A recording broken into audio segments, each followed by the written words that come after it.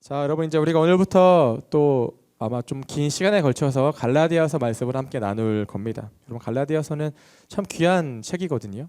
우리가 지난번에 나눴던 빌레몬서도 참 너무나 귀한 메시지를 담고 있는 책이었지만 갈라디아서는 뭐 제2의 로마서라고 부를 정도로 어떤 그런 복음의 정수가 담겨 있는 오직 그 예수 그리스도의 그런 십자가로 가득히 채워져 있는 그런 귀한 책이거든요. 여러분들이 갈라디아서 말씀을 통해서 또 우리 안에 다시 한번 그런 우리가 복음으로 돌아가는 그런 귀한 역사가 일어나게 되기를 기대하면서 우리가 말씀을 좀 나누도록 하겠습니다. 여러분 갈라디아서는 이제 바울 서신 중에서 13권에 달하는 바울 서신 중에서 가장 먼저 쓰여졌다라고 알려진 책이에요. 고린도서랑 아마 이렇게 앞다투어서 가장 먼저 쓰여진 바울의 편지로 우리가 이렇게 알고 있어요. 당연히 대상은 갈라디아 교회 공동체이고요. 우리가 흔히 여러분들이 어떤 서신서를 봤을 때 교회를 향한 어떤 서신서를 봤을 때 여러분 뭐 에베소서면 에베소서, 뭐 고린도서, 뭐 갈라디아서 이런 책들은요 그 지역에 있는 하나의 교회만을 대상으로 한 편지가 아니거든요. 갈라디아 지방 전체에 있는 갈라디아 교회 공동체를 향한 편지라고 보시면 되는 거예요. 우리 교회가 대전 중앙 지방에 속해 있잖아요. 그러한 개념인 거죠. 우리가 대전 중앙 지방의 안에는 한 60개에서 70개 가까운 교회가 있거든요. 그런 개념으로 이해하면 좋을 것 같아요. 갈라디아 지방 전체에 있는 뭐 세부적으로는 뭐 남부 갈라디아 지역에 있는 그런 교회들을 대상으로 해서 쓴 편지였고요. 목적은 이 당시에 이 갈라디아 교회 공동체가 마주한 어떤 특수한 상황을 바로 잡기 위해서 편지가 쓰여졌습니다. 자, 그리고 이 사도 바울은 이 갈라디아서를 통해서 오직 예수 그리스도의 십자가를 강조합니다. 우리에게 이것밖에 없다라고 강조를 합니다. 그래서 바울이 고린도전서 2장 2절을 보시면 내가 너희 중에서 예수 그리스도와 그 십자가에 못 박히신 것 외에는 아무것도 알지 아니하기로 작정하였음이니라 이렇게 이야기를 하거든요.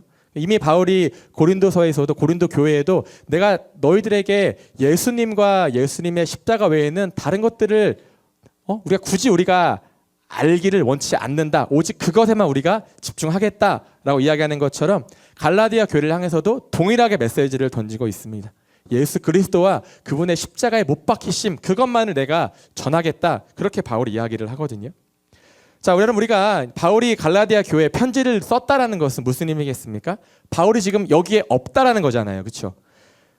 바울이 갈라디아 교회를 떠나서 다른 곳에 이동했다라는 것은요, 이제 이 교회가 어느 정도 자리를 잡았다라는 거예요. 바울이 보기에는 이제 이 교인들의 믿음의 뿌리를 내려서 이제는 쉽게 어떤 이 믿음의 어떤 근간이 흔들리지 않겠다라는 바울 스스로의 확신이 있었기 때문에 바울이 떠난 거 아니겠습니까?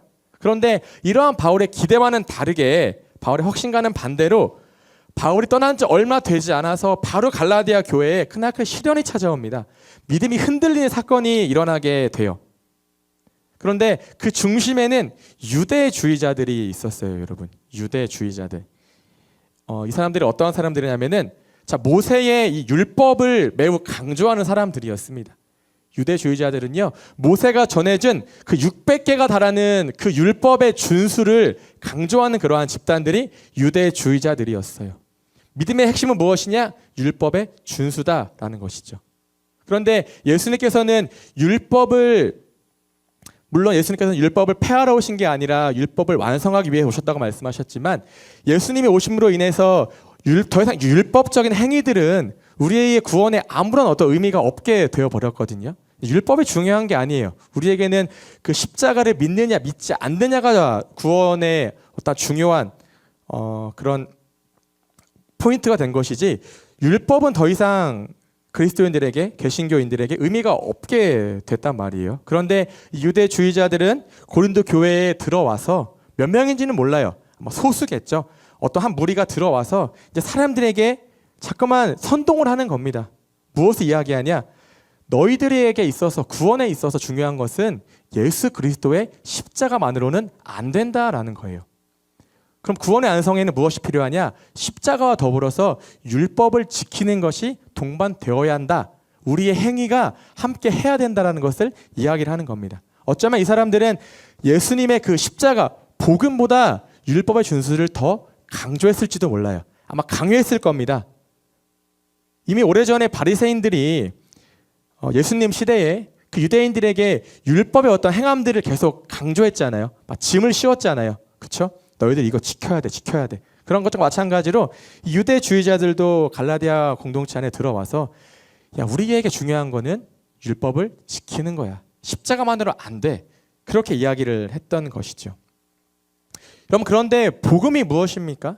여러분, 복음은 예수님께서 우리의 모든 죄를 대신 지고 십자가에 달려 죽으시고 죽은 지 3일 만에 다시 부활하셨다. 이것이 여러분 복음의 정의잖아요.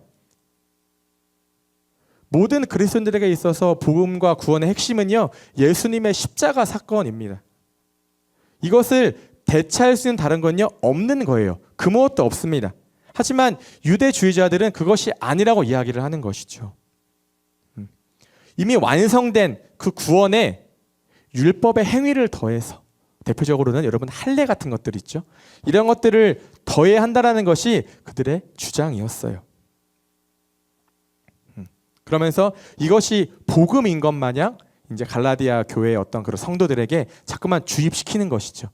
그런데 아마 이 갈라디아 교회 사람들은 믿음의 기반이 그렇게 깊진 않았을 거예요. 얼마 되지 않았잖아요. 그렇죠? 왜냐하면은 바울이 여러분 오늘 본문 6절을 보시면 어떻게 이야기합니까? 이같이 속히 떠나라고 이야기하잖아요. 그러니까 생각보다 빨리 이러한 시련이 찾아온 것이고, 아마 이 교회가 세워진 지 얼마 되지 않은 시점에서 사람들의 믿음의 기반이 매우 연약했던 그때에 이 사람들이 들어와서 믿음의 어떤 근간을 뒤흔들어 놓게 된 것이죠. 그러니까 만약 이 갈라디아 교회의 사람들이, 성도들이 이야기를 들었을 때, 율법을 지켜야 돼, 이걸 들었을 때 웃기지 마십시오, 이게 무슨 소리입니까? 라고 하면서 손소리를 쳤다면 바울의 편지가 애초에 쓰여져 있지 않았겠죠. 그런데 바울의 이 편지를 썼다라는 것은 이미 이 사람들이 너무나 빨리, 그리고 너무나 쉽게 복음을 듣졌기 때문에 그 유대주의자들의 말을 따라서 이게 맞나 보다, 십자가만으로는 안 되나 보다, 십자가로서 이루어진 구원은 미완성의 구원인가 보다 라고 생각을 하면서 그 율법의 행위들을 자꾸만 삶 가운데 하려고 하니까 이제 바울이 편지를 쓰는 겁니다. 사실 바울이 자신의 어떤 감정을 있는 그대로 표현했다라면 아마 너무 어이가 없다라고 이야기했을 거예요. 아니, 분명히 여러분들이 복음을 듣고 회심을 하고 오직 예수 그리스도의 십자가 앞에 무릎 꿇지 않았습니까? 그런데 이렇게 빨리 그 은혜를 저버리면 어떡합니까? 라는 것이 아마 바울의 솔직한 심정이었겠죠. 그래서 사실 바울이 자신의 이러한 속내를 있는 그대로 표현을 해요. 자, 갈라디아서 3장 1절 말씀을 제가 읽어드릴게요. 바로 이제 그 다음 장이죠. 1절 말씀입니다. 3장 1절. 어리석도다 갈라디아 사람들아, 예수 그리스도께서 십자가에 못 박히신 것을 너희 눈앞에 밝히 보이거늘 누가 너희를 꾀더냐? 라고 말씀을 합니다. 자, 여러분들은 십자가를 바라보실 때마다, 우리가 십자가가 좀 지금은 가려져 있는데, 여러분이 십자가를 바라볼 때마다 그 위에 달리신 예수님의 어떤 모습이 좀 보여지십니까? 보여지진 않겠죠, 실제로. 자, 우리는 십자가를 믿는 게 아니라 우리는 그 위에 달려 죽으신 예수님을 믿는 사람들이잖아요. 그게 우리 크리스천들 아니겠습니까? 자, 바울이 3장 1절 말씀에서 예수님께서 십자가에 못 박혀 죽으신 것이 너희 눈앞에 밝히 보이거늘이라고 이야기하는 것은 예수님께서 우리를 구원하시기 위한 모든 이 사역을 십자가 위에서 완성하셨음이 분명하다라는 것을 강조해서 이야기하는 것이거든요.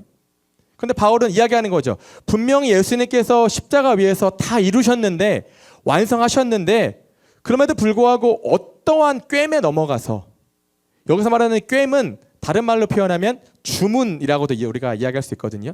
그러니까 어떠한 주문에 빠져서, 어떠한 마법에 홀려서 여러분들이 그렇게 예수님을 등지게 된 것입니까? 라고 이야기를 하고 있는 겁니다. 그러니까 바울은 너무 이 상황이 안타깝기도 하고 납득이 가지도 않았던 거예요. 자, 여러분, 우리에게 있어서 복음은 어떠한 의미일까요? 여러분에게 있어서 그 복음이라는 것은 나를 위한 복된 소식이 먼저입니까? 아니면 예수님에 관한 복된 소식이 먼저입니까? 이 말이 비슷한데요, 조금은 다를 수가 있거든요.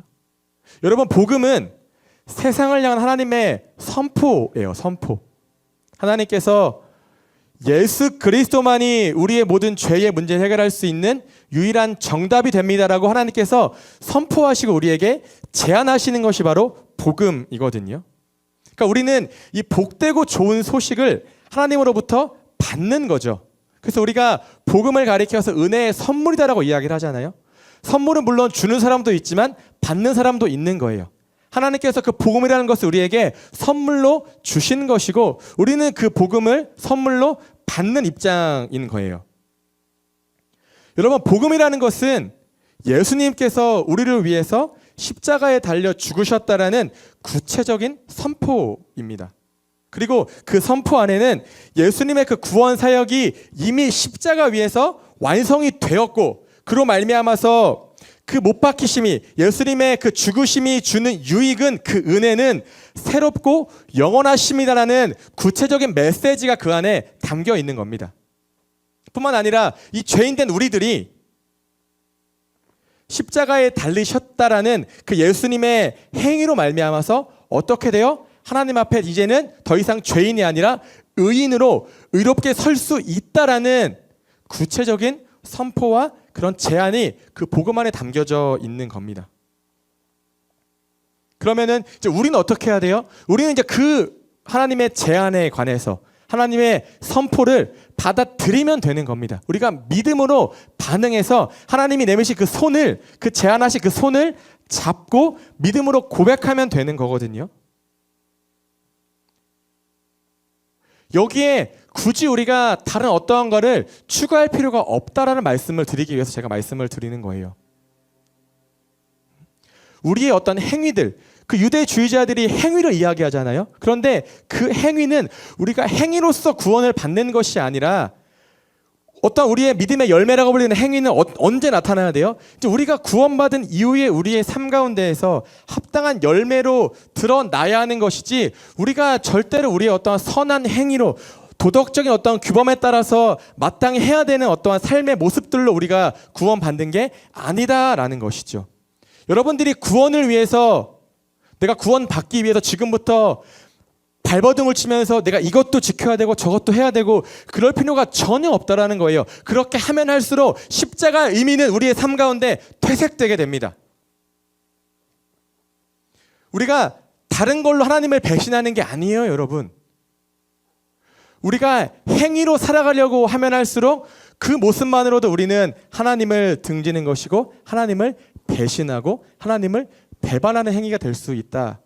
라는 것을 바울이 우리에게 이야기해 주고 있는 겁니다. 여러분, 바울은 이 유대주의자들의 이런 가르침들, 율법의 준수를 강조하고 할례를 말하는 바로 그런 가르침들을 단호하게 다른 복음이다라고 오늘 말씀에서 이야기를 합니다. 너희가 다른 복음을 따르는 것을 내가 이상하게 여기노라 이야기를 합니다.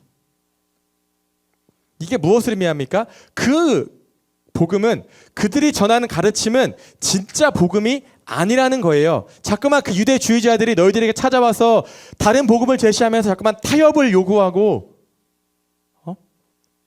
너의 마음을 뒤흔들어 놓는데 그거는 진짜가 아니라고 단호하게 이야기하고 있는 겁니다. 진리가 아니다라고 이야기하고 있는 거예요. 왜냐? 그들이 말하는 복음은 종류도 다르고요. 내용도 다릅니다. 전혀 다른 복음이다라는 거예요.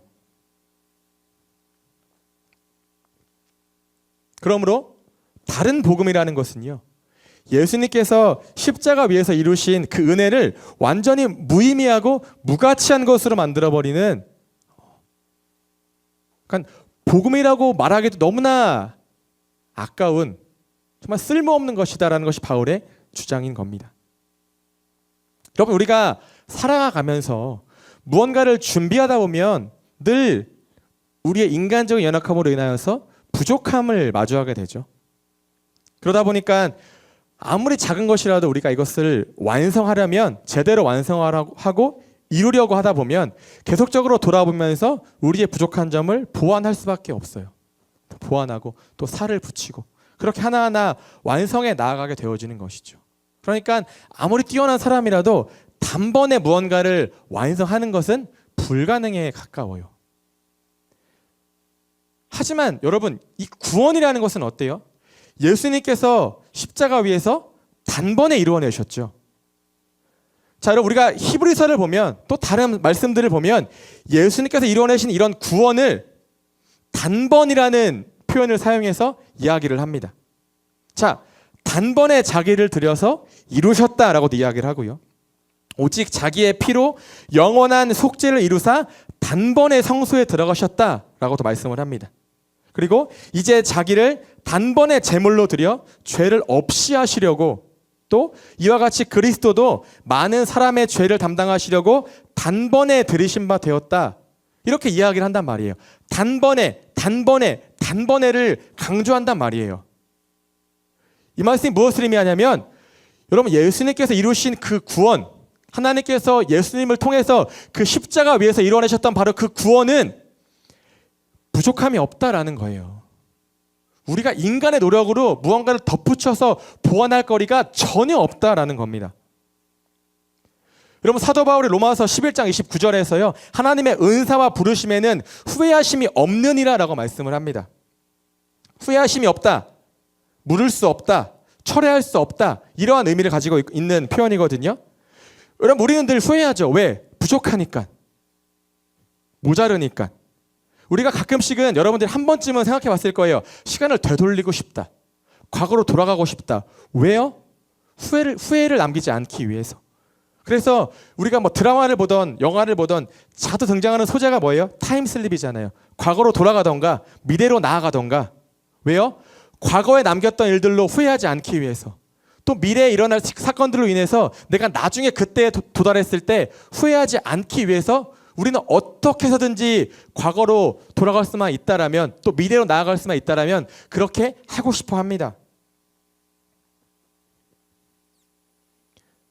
우리에게 분명 한계점이 있거든요. 그러니까 부족함은 당연한 것들이란 말이에요. 그런데 이 부족함은 우리에게만 있는 거거든요. 하나님은 어때요? 하나님은 부족함이 없으시죠. 모든 걸 다 초월하시잖아요. 하나님에게 부족함이 어디 있고 모자람이 어디 있겠습니까?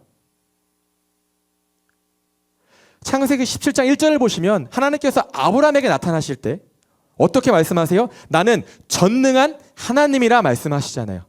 여러분 전능하시대요. 모든 걸 다 하실 수 있는, 모든 것 가운데 다 능하신 분이 바로 우리 하나님이시다라는 것이거든요. 하나님의 어떠한 계획하심 가운데에는, 하나님의 일하신 가운데에는 후회하심이 없다라는 거예요. 부족함이 없다라는 겁니다. 우리 세상을 향한 하나님의 어떠한 계획하심은 처음부터 끝까지 완벽한 계획 가운데 지금 이 순간에도 이루어지고 있다라는 것이죠, 여러분. 그런데 구원도 마찬가지예요, 여러분. 하나님께서 이 세상을 구원하시기로 마음 먹으셨을 때 이미 하나님의 계획하심은 처음부터 끝까지 완벽했습니다. 이미 그 십자가를 통해서 예수님이 거기에 매달려 죽으심으로 인하여서 하나님께서 우리에게 주시고자 했던 그 구원의 은혜, 사랑, 이 모든 것들은요 완벽하고 완전하게 완성되어졌다라는 겁니다. 그래서 유대주의자들의 말에 따라서 너희들에게 할례가 필요하고 어떤 행위가 필요하고 십자가만으로는 부족하다, 안 된다라고 말하는 것은요 하나님의 전능하심을 인정하지 않는 거예요. 이미 그것만으로도 그 유대주의자들은 하나님을 등져버린 겁니다. 그들은 몰랐겠죠. 우리가 율법을 지켜야지만, 철저하게 지켜야지만 우리가 하나님을 잘 믿는 것으로 그들이 여기고 있었는데, 이미 그들이 십자가를 앞에 두고 율법을 운하는 것부터가 이미 그들은 하나님을 불신하는 그러한 것들은 그들은 몰랐겠죠. 여러분 복음이라는 것은 뭐예요? 죄인을 구원에 이르게 하는 하나님의 능력인 줄로 믿습니다. 유대주의자들은 지금 그들의 그 주장만으로도 복음의 능력을 훼손시키고 있는 것이고, 또 유일무이한 구원의 길인 십자가의 길을 철저하게 파괴하고 있다라는 것입니다. 바울이 그러니까 안타까웠던 거예요. 그래서 바울은 이야기하잖아요. 다른 복음은 없다라고 이야기하는 겁니다. 그 사람들은 그것이 설령 복음이라고 너희들에게 이야기할지언정 그들이 주장하는 것들은 복음이 아니다.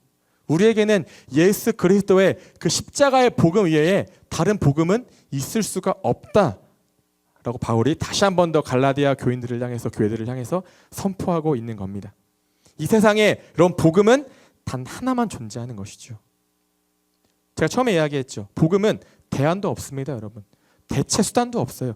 절대로 그 무엇과도 타협할 수 없는 것이 바로 십자가의 복음인 줄로 믿습니다. 아멘. 자, 여러분, 누군가는 이렇게 생각할 수도 있어요. 아니, 복음을 조금만 더 현대적으로 해석하고 오늘날 우리의 삶의 실정에 맞게 조금은 뭔가 좀 첨삭하고 넣을 거 넣고 뺄 거 빼면 사람들이 더 편안하게 복음을 받아들일 수 있지 않을까요? 그럴싸하죠?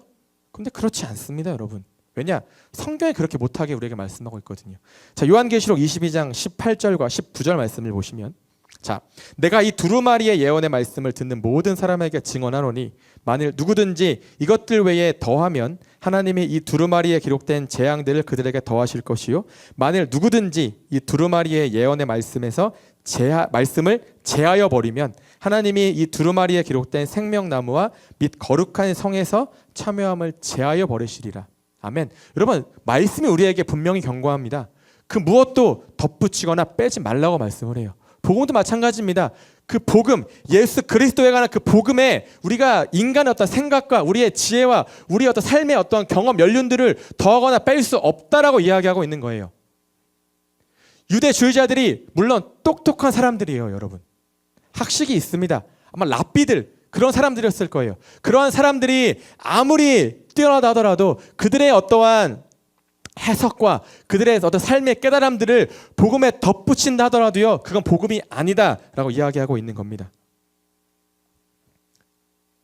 자, 우리 오늘 본문의 8절과 9절을 보시면요, 바울이 이렇게 이야기합니다. 그러나 우리가 혹은 하늘로부터 온 천사라도 우리가 너희에게 전한 복음 외에 다른 복음을 전하면 저주를 받을지어다. 우리가 전에 말하였거니와 내가 지금 다시 말하노니 만일 누구든지 너희가 받은 것 외에 다른 복음을 전하면 저주를 받을지어다. 아멘. 여러분, 이게 정말 무서운 말씀인 거예요, 여러분. 만약 여러분의 삶 가운데 천사가 찾아와서, 하나님 우편에 있는 천사가 찾아와서 복음을 전하는데 그 복음이 우리가 알고 있는 복음과는 달라요. 그러면 아무리 그 사람이 천사일지라도요, 그 사람은 저주를 받을 것이다. 바울이 그렇게 우리에게 이야기하고 있는 겁니다. 그 누구일지라도요, 여러분, 여러분에게 말씀을 전하는데 그 말씀이 성경적이지 않아요. 성경의 내용과 달라요. 그러면 그 사람이 아무리 뛰어난 목사일지라도 전도사일지라도 또 대학교 신학과 교수님일지라도요, 그 사람은 저주를 받을 것이다. 바울이 그렇게 이야기하고 있는 것입니다. 여러분, 우리가 분명하게 마음 가운데 새기고 있어야 돼요.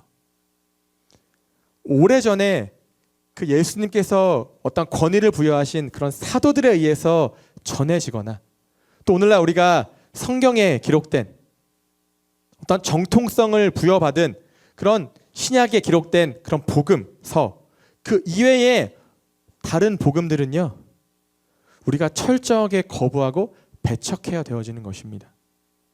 제가 왜 이 말씀을 드리냐면 오늘날 우리는 어디에서라도 손쉽게 복음을 접할 수가 있습니다, 여러분. 유튜브든 TV를 틀든 책을 통해서든 여러분들이 마음만 먹으면 지금 이 순간에도 우리가 휴대폰만 보면요, 복음을 들을 수가 있단 말이에요. 그런데 여러분, 제가 여러분들에게 한 가지 좀 부탁을 드리고 싶은 거는 그 가운데에 검증되지 않은 것들이 너무나 많아요, 여러분. 물론 그 사람들이 그 채널의 주인들이 저보다 더 말씀을 잘 전할 수 있습니다. 저도 인정합니다. 저보다 더 똑똑할 수 있고요, 더 탁월한 언변과 지식과 지혜로 여러분들의 마음을 막 사로잡을 수 있어요. 그런데 그 가운데에는요,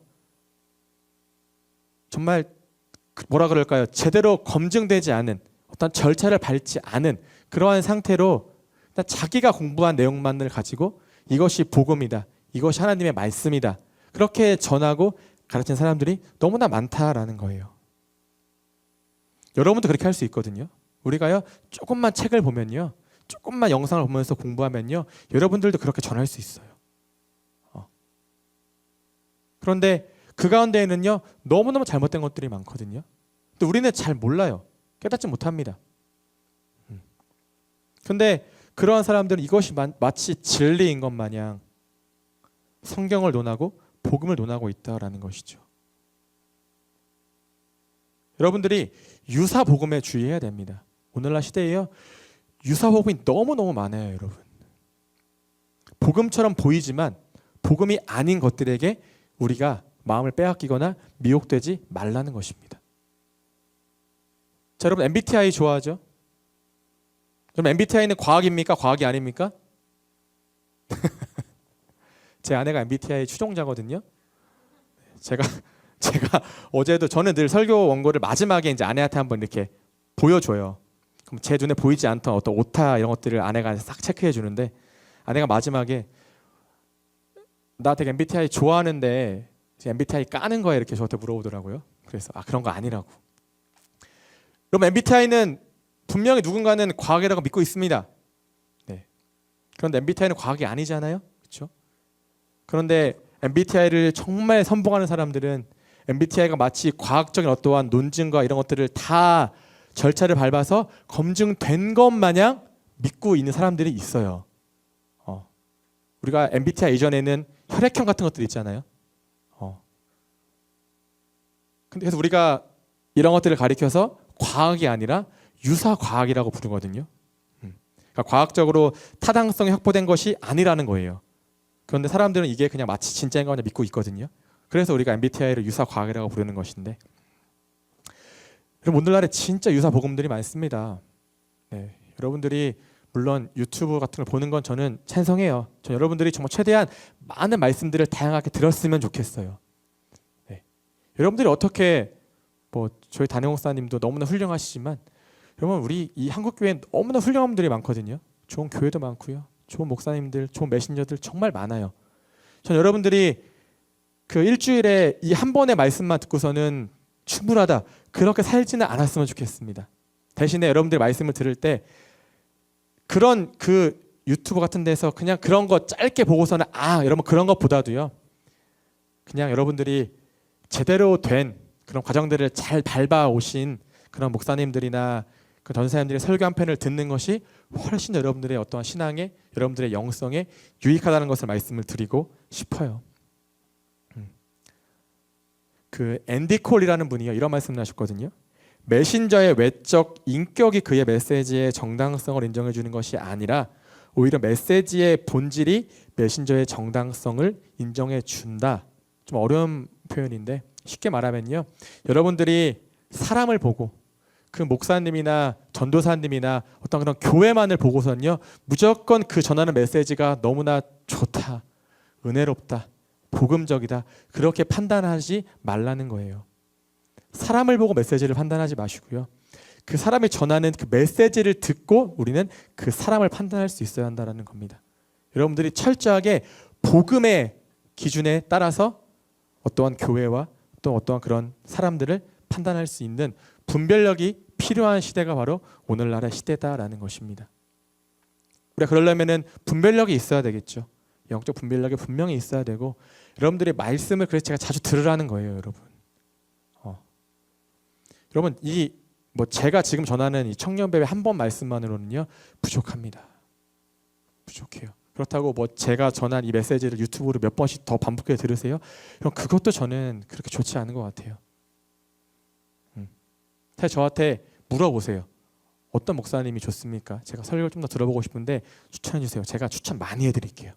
많이 해드리겠습니다. 많이 들으시고요. 여러분들이 이 복음에 관한 메시지를 많이 들으면 들을수록 복음에 대한 분별력이 분명히 생기는 거예요. 그래야지 우리가 진짜 복음과 다른 복음, 유사 복음을 분별할 수 있는 분별력이 생기는 것이거든요. 여러분이 신앙의 연수가 쌓였으니까 이제 충분히 알 거 아니에요. 어떤 목사님이 좋은 목사님인지, 어떤 메시지가 복음적이고 정말 이 텍스처에 충실한 설교인지 여러분들이 충분히 이제 분별할 수가 있잖아요. 그렇죠? 여러분들이 이런 것들을 잘 판단하면서 이 시대 가운데 정말 바울이 이야기하는 다른 복음을 휘둘리는 것이 아니라 우리가 언제라도 손쉽게 그 다른 복음을 따라서 등을 돌릴 수 있는 시대를 살아가고 있기 때문에 그런 영적인 분별력과 말씀에 대한 그런 기준이 여러분의 삶 가운데 아주 바로 세워져 있게 되기를 제가 특별히 여러분들에게 더 권면을 드리겠습니다.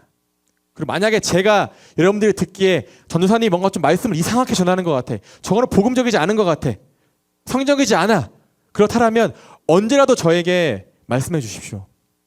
네, 정신 차리래요. 저한테 이렇게 얘기해 주세요. 그거 성경적이지 않잖아요. 그렇게 이야기해 주셔야 됩니다, 여러분. 네. 왜냐하면 그렇게 하지 않기 때문에 무조건 우리 목사님이, 우리 전도사님이 전하는 메시지가 옳다라고 그냥 맹목적으로 따르고 있다 보니까 결국에는 여러분 목사님들이 나중에 막 헌당하게 되는 거예요. 저라고 그렇지 않다라는 보장이 없는 거예요, 여러분.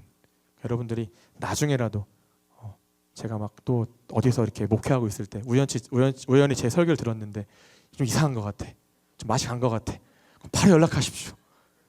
전사님 이거 좀 그런데요. 그게 여러분 건강한 교회이고 건강한 공동체이고 건강한 신앙인 줄로 믿습니다. 여러분 다른 복음은 결국에는 사람의 마음을 사기 위해서 포커스를 둡니다.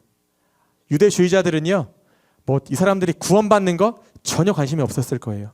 그저 자기들과 같은 노선을 타기를 원하는 마음만 앞섰기 때문에 기속적으로 율법을 강조하고 행함을 강조했습니다. 그런데 여러분 진짜 복음에는요 하나님의 의가 드러납니다. 그런데 다른 복음에는요, 유사복음에는 하나님의 의가 아니라 사람의 의가 드러납니다. 나를 더 드러내는 거예요. 그럼 이단들이 과연 여러분들의, 우리의 어떠한 정말 그런 죄로부터 사함받고 구원받는 것에 관심이 있을까요? 아니요, 전혀 없습니다. 그래서 이단의 복음에는요, 그 이단의 의가 드러나요. 그 창시자의 의가 드러납니다. 그래서 어떻게 해요? 그냥 결국 그런 창시자를 더 숭배하고 우리의 교세를 키워나가기 위해서 복음을 전하는 거지, 복음은 수단인 거예요. 그러한 복음들이 다른 복음이고 유사복음이고 가짜 복음인 것이거든요. 자, 우리는 절대 우리의 행위로 여러분 구원받지 않습니다. 여러분이 아무리 도덕적으로 살아도요, 여러분의 마음 가운데 복음이 없으면 아무런 의미가 없는 거예요. 말씀을 정리하면서 예수님을 찾아왔던 부자 청년 기억하시죠? 여러분 그 청년 예수님께 찾아왔어요. 어떻게 영생을 받을 수 있습니까? 예수님이 그걸 네가 몰라서 묻느냐. 그러니까 청년이 이야기하잖아요. 제가 어렸을 때부터 율법을 다 따랐습니다. 그렇게 살았습니다. 그래서 예수님이 뭐라고 하세요? 그러면은 그걸로 됐다. 이제는 너에 있는 재물을 다 팔아서 가난한 자에게 나누어주고 나를 따르라고 말씀하잖아요. 근데 그 청년이 어떻게 합니까? 못하죠. 그 청년은 어떻게든 행함으로 내가 이제껏 잘 살아왔는데 무엇이 부족합니까? 근데 그 마음 가운데 복음이 없어요. 예수님을 따르고자 하는 마음이 1도 없었습니다.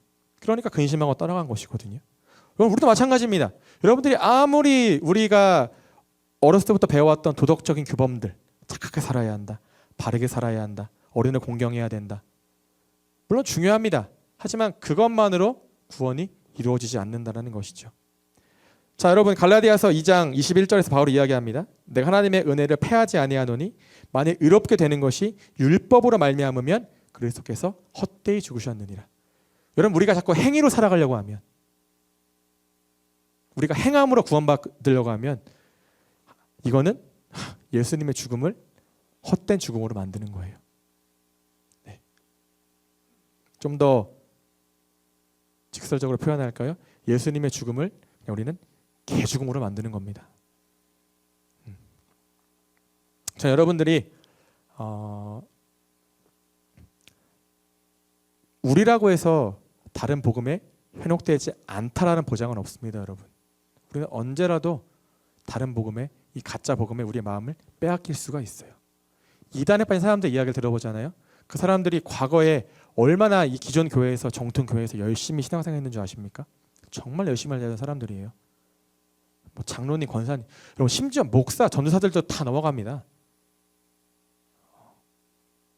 우리가 얼마나 더 우리의 믿음을 더 잘 지켜나가야 되겠습니까? 분별력이 필요한 거예요. 여러분 그래서 우리가 그 다른 복음에 휘둘리지 않기 위해서 더욱더 제가 아까 했던 말씀들이 있죠. 늘 말씀을 가까이 하십시오, 여러분. 다른 방법이 없습니다. 왕도가 없습니다, 여러분.